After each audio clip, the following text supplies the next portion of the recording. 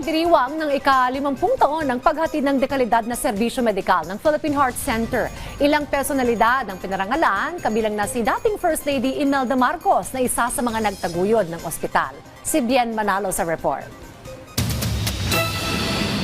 Nagsama-sama ang mga cardiology sa pagdiriwang ng ika-50 anibersaryo ng Philippine Heart Center.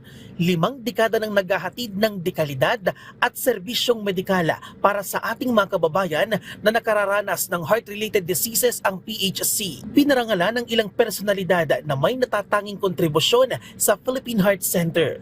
Kabilang na si dating First Lady Imelda Marcos na isa sa mga nagtaguyod ng ospital. This is truly a great day for me. For me, what made me build the Heart Center? My heart loved being a mother. What is the story today about this 50th anniversary of the Heart Center? It is a story of love. I dedicate this award to my son, Daryl, who was just shot in the US last September 6.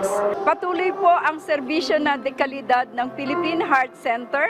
Inabangan din ang performance ng American singer-songwriter na si David Pomeranza na nagpasikat ng ilang awitin, gaya ng Got to Believe in Magic, King and Queens of Hearts at On This Day. Itinayo ang Philippine Heart Center noong February 14, 1975 sa pamamagitan ng Presidential Decree No. 673 sa ilalim ng administrasyon ni Pangulong Ferdinand E. Marcos Sr. Mahigit 14,000 pasyente ang ina-accommodate ng PHC kada taon. Kabilang na ang mahigit 3,000 pasyenteng sumasailalim sa heart surgery. Itinuturing din ito bilang isa sa mga busiest congenital heart surgery center sa buong Asya. It is not only a celebration of our past, but also a reaffirmation of our commitment to the future of cardiovascular medicine in the Philippines. Noong nakaraang taon lang, pinangunahan ni Pangulong Ferdinand R. Marcos Jr. ang pagpapasinaya ng bagong urgent care and ambulatory service o bukas center sa Philippine Heart Center. Bahagi nito ang paglalaan ng gobyerno ng mahigit 200 milyong pisong tulong pinansyal sa ospital. Mayroong mahigit 500 bed capacity, 10 operating rooms, 6 na cardiac catheterization laboratories, 8 intensive care units at 20 patient wards ang Philippine Heart Center. Sa ngayon ay mayroong 15 regional heart centers sa iba't ibang panig ng bansa.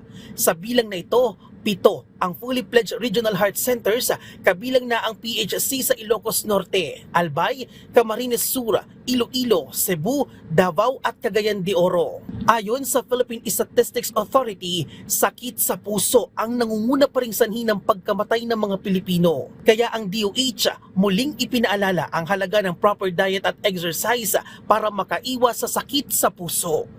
Bien Manalo para sa Pambansang TV sa Bagong Pilipinas.